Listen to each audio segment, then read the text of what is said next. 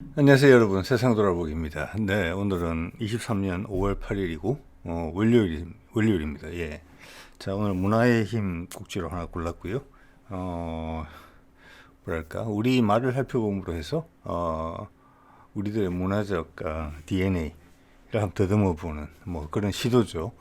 자, 뭐 부싯돌이라는 단어로 이제 제가 어, 시작을 한번 해보려고 합니다. 예전에 부싯돌이 이런 어원을 가졌을 것이다, 기원이 이랬을 것이다라는 이야기는 제가 어디서 들은 것 같아요. 근데 뭐 어느 날 또 다른 것들을 살펴보다가 생각이 쭉 이어지는 부분이 있어서 좀 그 책에는 부족하지만 생각이 그냥 진행되는 대로 그 자료들을 그냥 정리했습니다. 예, 볼까요? 자, 해보겠습니다. 자, 이게 이제 요즘 부싯돌도 이렇게 공장에서 만든 부싯돌을 좀 파는 것 같아요. 자, 부싯돌이란 단어는 부시와 돌을 합친 말입니다. 그죠? 부싯돌인데 저거는 아마 들어보신 분이 꽤 되실 거예요. 자, 그 중에 또 이 부싯돌이 부시 더하기 돌이라는 걸 아시는 분 중에서도 몇몇 분들은 저 부시가 뭔고 하니 저기 말은 이게선 작은 지푸라기 같은 걸로 되어 있죠. 예. 그거나 아니면 뭐 마른 이끼 내지는 또 얇게 벗겨낸 나무 껍질 말린 거 이런 게 이제 붓이죠. 예. 거기다가 이제 돌을 끓여서 불똥을 튀기는 거죠. 예. 불똥을 튀겨서 그 부시에 불이 붙는 겁니다. 자, 그런데 그 부시가 불 더하기 C라고 생각하시는 분들은 또 좀 적을 거예요. 제가 보기에 이 부시는 불 더하기 C입니다. 예, 불의 씨앗이에요. 예. 자, 거기다가 불꽃을 이렇게 불똥을 튀기면은 불이 붙어지잖아요. 예, 불의 씨앗 맞죠. 그 예전에는 이런 이제 쌍기역이나 쌍시역 같은 게 등장한 지가 사실은 우리 역사에서 얼마 안 됐다고 합니다. 그래서 그걸 뭐 부시라고 발음하는 게 하등 이상할 건 없을 것 같아요. 예, 불씨. 예, 물론 제 생각입니다. 네, 이거는. 자, 그래서 예전에는 이제 우리가 옷이라는 게 단순했기 때문에 지금은 이렇게 이제 뭐랄까 약간은 치장용으로 사용되는 복주머니 같은 게 옛날에 상당히 실용적인 용도로 쓰여졌을 것 같아요. 이거보다 훨씬 덜 예쁜 거겠죠. 재료도 뭐 가죽이 될 수도 있겠고. 여기에 저런 부시하고 돌을 갖고 다니지 않았을까? 필수품으로 어디 갈 때. 예, 저거 없으면 불을 만들지 못하고 불이 없으면 먹을 수가 없잖아요. 예. 그리고 이제 몸을 데필 수도 없고, 예, 추운 날씨 때는. 그런 생각을 해보게 되고, 그래서 붓이라는 단어를 우리 참 많이 쓰는 단어거든요. 예, 눈부시다. 예, 눈부시다라는 표현 참 많이 쓰잖아요. 예, 이게도 부시가 들어가요. 그래서 따지고 보면 눈, 불 더하기 씨인데, 이것은 이 단어는 원래 붓이란 말이 생긴 지는 아주 오래됐겠죠. 왜냐하면 인류가 우리 조상들이 불을 처음 사용했을 때, 불씨를 소중히 여겼다는 말은 여러분 다 아마 아실 겁니다. 예, 그래서 그 불을 다시 키우기 위해서 불을 잘 간직하는 것이 중요한 일이었는데 어느 순간에 인간이 불을 만들 수 있게 됐죠. 그래서 이 붓이라는 단어, 붓이돌이라는 단어는 정말 소중한 단어였을 거예요, 옛날에는. 예, 그래서 그 소중함, 원래 중요하고 소중한 것은 요즘은 많이 쓰이잖아요. 예, 한국 사람들 뭐 정이 많다. 영어로 번역이 잘 안 되는 부분이죠. 정이라는 게. 그래서 뭐 정이 안 간다부터 해가지고 여러 가지 용례들이 나오고, 이제 간식으로 먹는 간식거리에도 정이라는 단어를 붙이잖아요. 초코파이. 그런 것처럼 이 붓이라는 단어도 그런 파급력을 가졌을 거예요. 지금은 저 단어가 뭔지도 잘 모르는 형국이 됐지만, 성냥보다도 못한 존재가 됐지만, 그랬을 거라고 봅니다.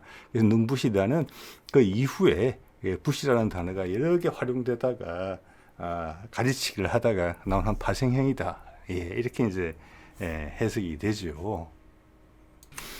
자, 그 다음 이제 물하고 불을 보면은 저기 이런 생각이 들어요. 물하고 불은 진짜 우리 문명에서 상당히 중요한 건데 저 두 단어 중에 뭐가 먼저 만들어졌을까?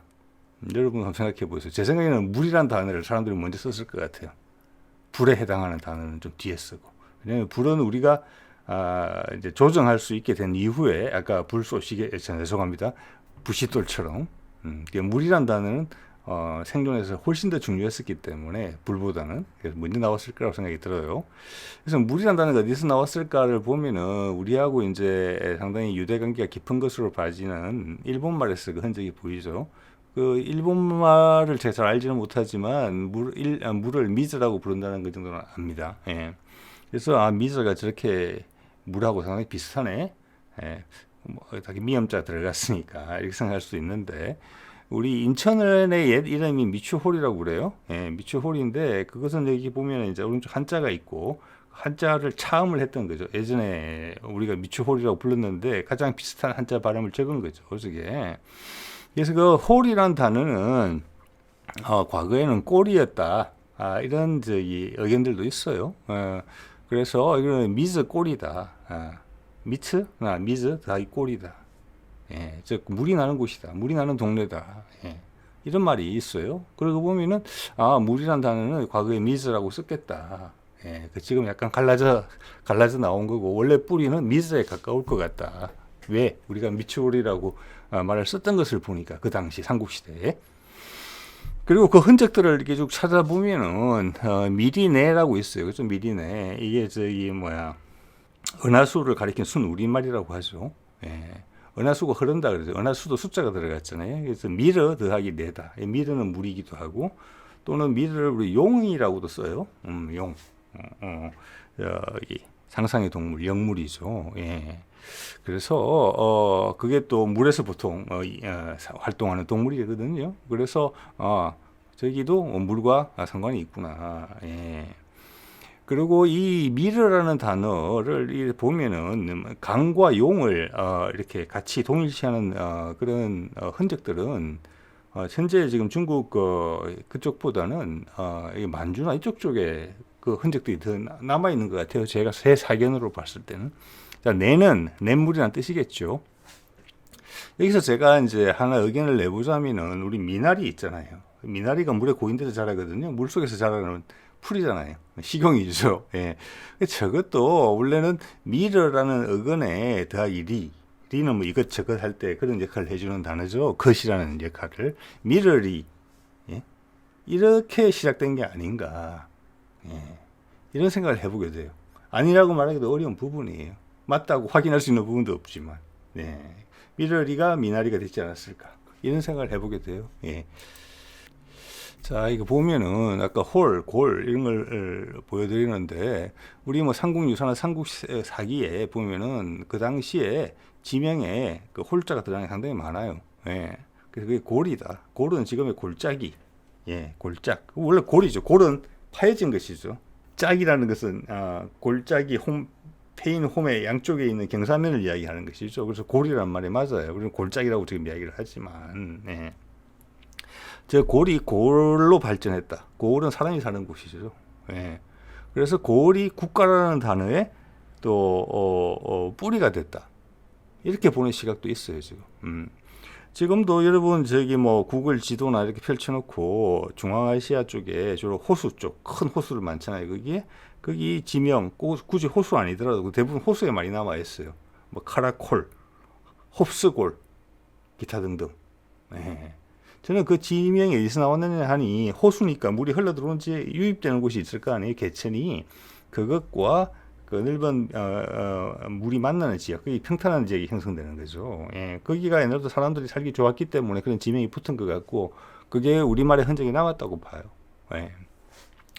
그래서 국가로까지 발전된 게 어떻게 됐느냐, 왜 그렇게 생각하느냐 하는 것은 우리 한국이라는 한자 있잖아요. 한국.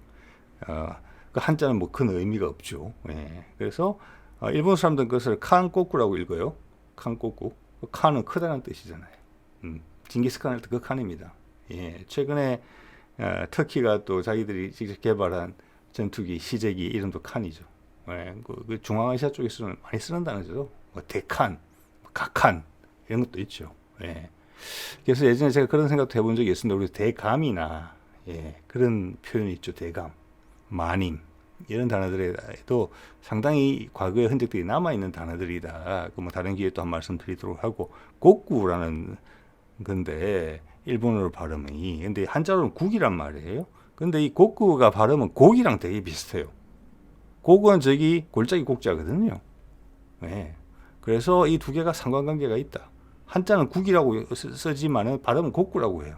일본 사람들은 그게 있잖아요. 왜 한자 발음대로 읽는 게 있고 또 자기들이 읽는 대로 읽는 게 있어요. 즉 자기들의 발음이 원래 있었고 거기다 한자를 차용했기 때문에 그 한자를 그냥 옛날 원래 이런 대로 읽는 거예요. 한자 발음으로 읽는 게 아니고. 예, 예. 자, 그래서 저희 국가가 됐다는 이야기가 있고 또 왜 그렇게 생각을 하느냐 하니 그 나라라는 단어 있잖아요. 이거는 뭐 한자가 아닌 것은 분명하죠. 뭐 이게 한자 우리말 이게 별 의미는 사실은 없어. 위로 가면 다 섞여 있기 때문에. 그래서 나라라는 것은 뭐냐? 나루에서 왔다. 자, 고을이라는 것은 골짜기에 사람이 모여 살기 좋은 곳. 아까 말씀드린 그런 뭐 중앙아시아에 많이 있는 지명의 흔적. 그런 사람이 살기가 좋아요. 그 정도면 마을 정도는 돼요. 부락 정도는 될 수 있어요. 지금 기준으로. 근데 나라가 되려면은 교류가 돼야 돼요. 통제를 해야 되죠. 넓은 곳을. 예전에는 도로보다는 수운이 훨씬 더 유리했습니다. 예. 그래서 우리도 보면 그 관미성 전투가 상당히 핵심적인 그거였거든요. 옛날 고구려하고 백제하고 다툼을 할 때. 지금 관미성으로 유추되는 것 중에 하나가 한강하고 강화도 옆에 교동도에 있는 성이에요. 우리 옛 이야기에도 보면은 당군이 자기 아들들로 하여금 핵심 거점에다가 삼낭성을 짓게 하는데 거기도 강화도예요. 한강하구예요. 예. 이거 상당히 의미심장한 부분이에요. 한반도에다가 가장 중요한 거점에다가 당군이 성을 짓는데 거기가 강화도 한강으로 들어간 입구고. 즉 그 말은 옛날에 당군 시절에 우리의 광역이 거기가 그 네트워크에 유리했다는 거거든요. 당시에. 어떤 나루예요. 다 그것도. 나루 정도 되면은 이 나라가 될 수 있어요. 이제 고을에서. 예, 그래서 나루에서 나라가 나왔다. 이 말도 그렇게 과장됐다고 볼 수는 없는 것 같아요. 그리고 우리 조상들이 주로 어떤 데를 거점으로 하면서 성장을 했는지 이런 것을 거꾸로 생각해 볼 수 있어요. 이 말들을 통해서. 자, 그다음 이제 불로 다시 돌아가 볼게요. 우리는 제가 불 씨를 이야기했기 때문에 이게 제가 일본 말을 찾아봤어요. 그랬더니 한자로는 화라고 적고 발음을 희라고 하더라고요. 네. 저는 그 희라는 발음이 한자를 그대로 발음대로 읽은 게 아니라고 생각을 해요. 왜냐면은 이 사람들의 흔적을 보면 일본 말에 일장기를 니쇼기라고 일장기를 한자 발음 그대로 읽으면 니쇼기라고 읽어요. 예. 그런데 히노마루라고도 읽어요. 히노마루라고 읽을 때는 요 뒤에 한자 보이죠, 세자. 예. 날 일자, 그다음 일본 말에 노, 의, 그다음 환자예요, 환자. 예. 그래서 저 말은 큰 의미가 있는 게 아니고 그냥 동격이에요. 태양, 둥근 거. 둥근 태양이라는 뜻이에요. 일장기 맞죠? 둥근 태양. 근데 저거를 보면은 일본 사람들이 태양을 해라고 읽는구나를 알 수 있어요. 희라고. 우리 해라고 읽잖아요. 해. 같은 거예요. 예. 그리고 불도 희라고 읽는 거예요. 태양, 불. 그 단어를 구분하지 않고 같이 읽는 거예요. 제가 파악한 바로는 같이 쓰는 거예요. 자, 우리나라에서는 저게 희다의 어원이 된 거죠. 희다. 하얗다. 흰 색깔은 뭐냐면 배경이 다 보인다는 거예요. 색깔을 어떤 걸 얹어도 보인다는 거죠. 우리가 생각하는 화이트가 아니죠. 예. 투명한 색깔이죠. 남들을 다 보이게 하는 색깔이 흰색이죠. 자, 이렇게 이제 불은 저런 흔적들이 있어요. 아까 물을 살펴봤기 때문에 이 말씀을 드린 거고. 그래서 일본 말로 히노마루라고 읽고 한자로 저렇게 일로환이라고 적는데 일본 말로 이거를 우리말로 해석을 해보면은 훨씬 더 해석이 잘 돼요. 그래서 일본은 섬나라니까 자기들 생각에는 일지양기가 아마 이 바다에 떠오르는 해 이런 상징으로 생각할 수 있겠다는 느낌이 들거든요. 근데 그의 말을 자세히 살펴보면은 이걸 우리 한국 사람만이 해석해 줄 수 있는 거예요. 일본 사람들은 안 돼요. 이런 해석이 돼요. 마루에 걸린 해거든요. 마루거든요. 마루. 히노마루, 마루예요. 산마루잖아요. 산마루. 그리고 우리 집에 옛날 집에 보면 마루 있죠. 그 마루의 의미는 뭐냐면은 내가 기준으로 삼고 있는 것보다, 즉 나의 시선이 머무는 곳보다 높은 곳이에요. 그래서 마루는 약간은 성스러운 느낌이었어요. 하늘로 올라가는 제단 같은 느낌을 줘요. 마루. 네. 그래서 옛날에도 보면은 그 지방에 원림이 있으면 밑에 사람들은 뭐 있죠. 등급에 따라서 마루에 못 오르죠. 임금도 그렇죠. 임금이 앉는 마루에는 다른 사람 못 올라갑니다. 그 밑으로 가죠. 그 계단의 의미가 있어요. 어느 단계 성스러운 것이죠. 그러니까 제단이라는 의미를 드린 거예요. 거기에 떠오르는 해예요. 즉 이거는 태양신의 흔적이에요. 제단 위에서 높은 성스러운 단 위에서 딱 떠오르는 거예요. 물에서 떠오르는 게 아니고, 왜냐, 일본하고 우리하고 유형관계가 상당히 깊다고 봤을 때 우리 조상들의 뿌리는 산에서 온 사람들이에요. 대륙에서. 네. 그렇기 때문에 바다를 본 것보다는 산을 본 게 훨씬 많고, 태양을 숭상했던 문화예요. 그건 뭐 세상에 다른 문명들도 태양을 숭상한 문화를 말하죠. 생명의 원천이니까 지구상에. 예? 자, 그것을 산마루 평평한 거, 그 위에 떠오르는 해를 보고 신호마루라고 한 거예요. 예. 근데 일본 사람들은 저 다들을 갖고는 그렇게 해석이 안 되는 거죠. 예. 그래서 우리 집에도 마루가 있고, 마루는 그런 의미죠. 강아지가 마루에 올라오면 혼납니다. 그죠? 마루에 올라갈 때는 반드시 신발 벗어야 돼요. 사람들이라도. 그 차이가 있죠. 예. 그런 의미예요. 신성한 곳인 의미예요. 그래서 우리의 옛날 태권브이, 태권동작, 마루치가 있잖아요. 마루치. 아라치도 있고. 그 마루가 그 마루입니다. 예. 그래서 일장기는 산 위의 해가, 바다 위에 떠오르는 해가 아니고, 원래 산 위의 해다. 그래서, 그들이 이제 한반도의 주력 세력들 중에서 밀려난 세력들이 이제 바다를 건너서 일본으로 갔는데, 거기서 여전히 한반도에 있을 때와 같은 상징을 높이 평가하는데, 모시는데, 그들이 바다로 갔기 때문에 그걸 바다로 해석하는 거다. 이렇게 볼 수 있는 여지가 있다고 봅니다. 네. 자, 그러면 그 빛에 대한 이야기를 좀 해볼까 합니다. 예, 빛이라는 것은 어떻게 보면은 해와 우리 인간 사이를 이어주는 매개사죠. 예, 즉 우리한테 직접 다가오는 게 해의 선물이고 해의 메시지고 그래요. 예, 또 해가 벌을 주는 걸 수도 있고, 그죠? 그래서 우리는 뭐 제가 전 세계 언어를 다 아는 건 아닙니다만 당연히 그 어떤 언어보다 해를 의인화해서 사용을 하고 있고, 해가 인간한테 줄 수 있는 부분을 가장 세분화해 가지고 말로서 만들어 쓰는 사람들인 것 같아요. 그래서 우리한테는 해가 상당히 중요하다. 해가 중요하다는 것은 우리가 그만큼 그 부분을 늘 생각하면서 살고 있다. 그런 부분은 우리 한국 사람들이, 여러분이 뭐 종교가 있거나 없거나 간에 기본적으로 신성이 또 영적 감각이 상당히 뛰어난 사람들이다. 그래서 뭐 당군이 이야기했다는 홍익인간, 뭐 제세이화, 그 하늘의 뜻을 가져와서 땅에서 실현한다는 거잖아요. 그게 지금으로 봐서는 어떻게 보면 뭐 민주주의 이야기 당연한 것 같이 생각이 들지만은 그 수천 년 전에 그런 생각을 했다는 것은 엄청나게 대단한 겁니다. 예. 이상향에 대한 생각이 있고, 올바름이라는 것은 이렇다. 예. 그리고 그것을 인간의 땅에서 실현해야 된다. 그 엄청난 자신감이 있거든요. 그 흔적이 지금도 남아 있고, 또 우리 말에는 이런 해와 관련된 거, 빛과 관련된 거, 이런 거에 대해서 남아 있어요. 예. 우리는 엄청나게 살갑게 생각해요. 해라는 것을. 물리적인 천체의 일부다, 이렇게 국한해서 절대 생각하지 않습니다. 자, 그런 이야기를 좀 해볼까 합니다. 일단 빛 볼게요. 자, 빛이라는 단어가 동사화되면 비추다예요. 빛이 비춰지는 거죠, 이렇게. 근데 우리말의 흔적을 보면은 이 빛은 우리 머리 꼭대기 위에서 내려오는 게 아닌 것 같아요.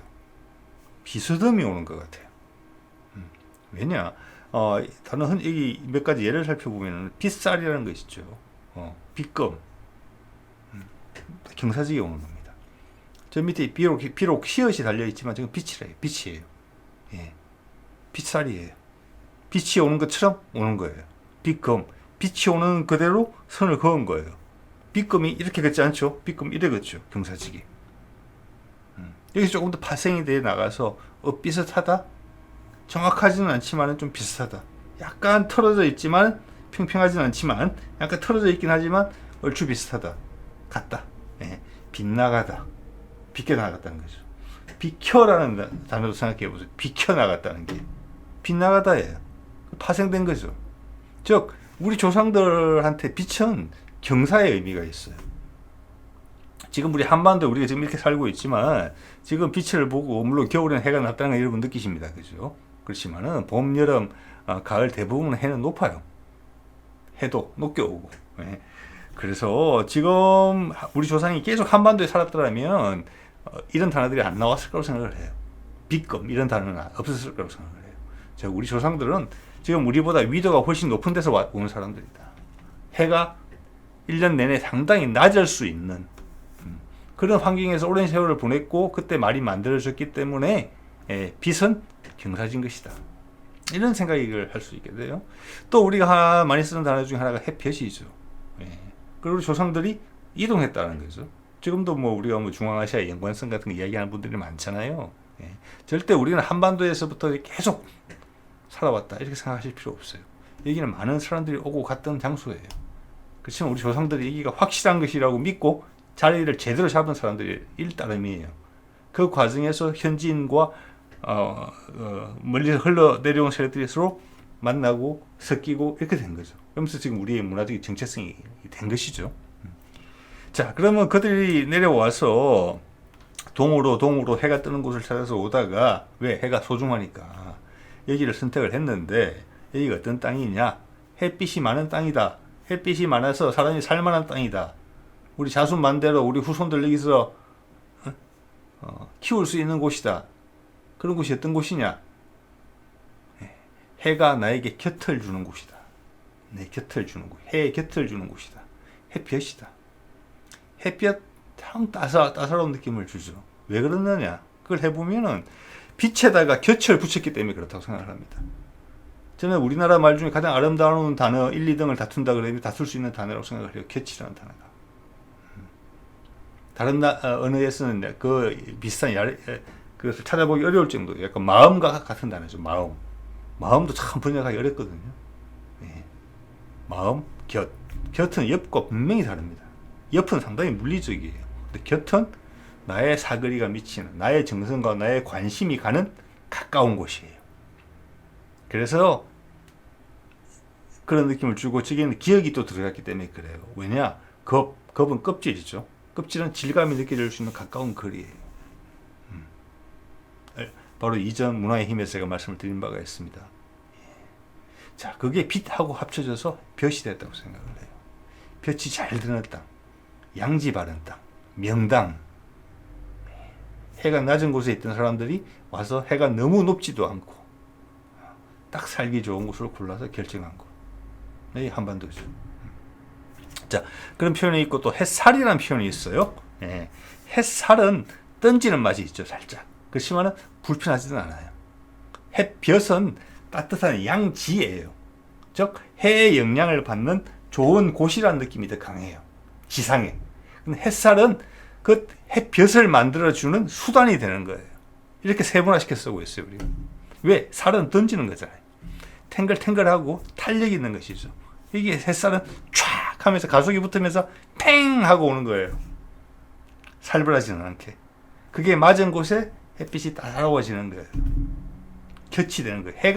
해가 태양이 내준 곁이에요. 지상에. 지상 낙원 같은 곳이죠. 햇빛이 따사로운 곳은.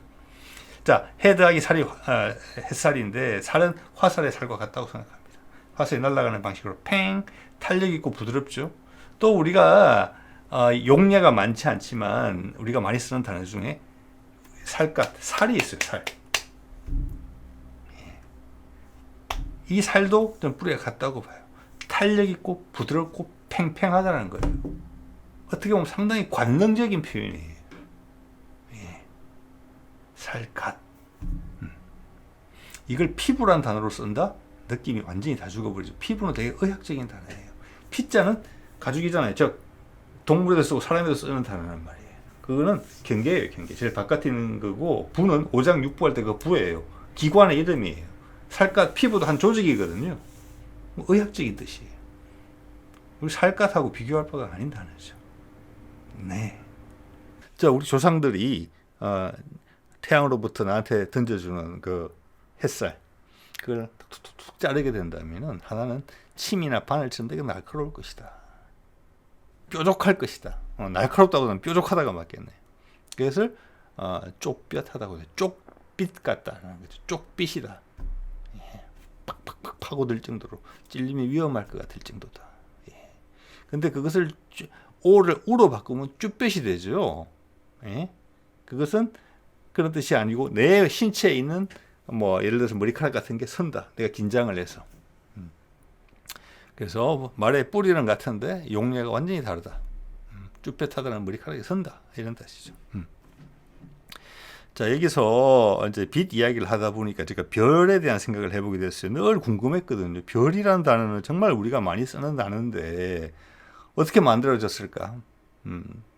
별은 빛하고 무조건 상관이 있다고 생각을 하거든요. 반짝반짝하는 별이잖아요. 그래서 어디서 왔지 어떻게 왔지 했는데 빛 그리고 아까 곁이 있었어요. 친근하죠. 여러분 별을 보고 무서워하는 분은 없을 거예요. 별을 보고 쓸쓸해하시는 분도 없을 거예요. 그렇죠? 예. 별빛이 우리한테는 곁을 내줘요. 불빛에 곁이 있어요. 예. 그렇죠? 아까 우리 곁이라는 느낌. 그리고 거기다가 리얼이 붙었다. 이것은 뭐 고월이나 우리 단어의 많은 부분에서 뭐뭐 하는 곳을 지칭할 때 리얼을 쓰는 경우가 많아요. 자, 빛에 나와서 그 곁을 이렇게 감싸주는 것, 또는 빛으로 곁을 정해주는 것, 나를 그 곁에 넣어주는 것, 그런 장소. 별빛을 보는 나가 그 안에 들어가는 거죠. 거기는 별의 곁이 되는 거죠. 곁 안에 들어가는 거죠. 그래서 저 단어가 붙어서 별이 되지 않았느냐. 빛의 곁이다. 그게 별. 그렇게 생각을 합니다. 그리고 이건 또 다른 문화적인 의미가 상당히 많이 있어요. 보면은 이런 말 엄청나게 많이 쓰는 말이에요. 우리가 별일 없다. 별 수 없다. 별 볼 일 없다. 별별 것. 별이 희한한 것들이 다 생긴다. 별 수 없어. 이 별이 무슨 별일 것 같으세요? 이 별이에요. 우리가 이야기하는 하늘에 떠 있는 그 밤하늘의 별입니다. 한자를 볼까요? 한자를 보면 별성자를 써요. 저 단어를 보면 참 아까 피부랑 단어랑 비슷해요. 되게 몸이 건조해요. 뭐냐? 위에 날일자가 있단 말이에요. 이것은 반짝반짝한다는 뜻이에요. 밤하늘이겠지. 이 같은 경우에는 밤하늘의 태양같이. 그럼 별이잖아요. 반짝반짝 하는데 그 발음이 그 당시에 한자가 만들 때 사람들이 발음이 성하고 비슷했던 거예요. 우리말로 하자면 별성이니까. 그래서 밑에다가 이거의 발음은 이거다라고 날생자를 붙여놓은 거예요. 되게 몸이 건조하죠. 자, 우리의 별이라는 단어가 제가 의견을 낸 것처럼 이런 뜻을 가지고 있다면 이제 별성자와는 비교할 수 없는 단어예요. 우리는 엄청나게 하늘과 가깝고 하늘과 끈을 오래 가지고 있는 그런 사람들의 후손이에요. 그래서 별일 없다, 별 수 없다, 별 볼 일 없다. 별 볼 일 없다가 무슨 뜻입니까? 그러면 별을 쳐다볼 일이 없다. 중요한 일이 아니다 이 뜻이에요. 중요한 일이 아니다가 왜 별 볼 일이 없다는 겁니까? 왜 그럴까요? 다른 것도 같은 뜻이에요. 별 볼 일 없다의 파생형들이에요. 다. 이게 뭐냐? 옛날에는 거꾸로 이야기하면 중요한 일이 있으면 별을 보고 결정했다는 것을 이야기해주고 있는 거예요. 별을 보고 결정했다는 것을. 그겁니다.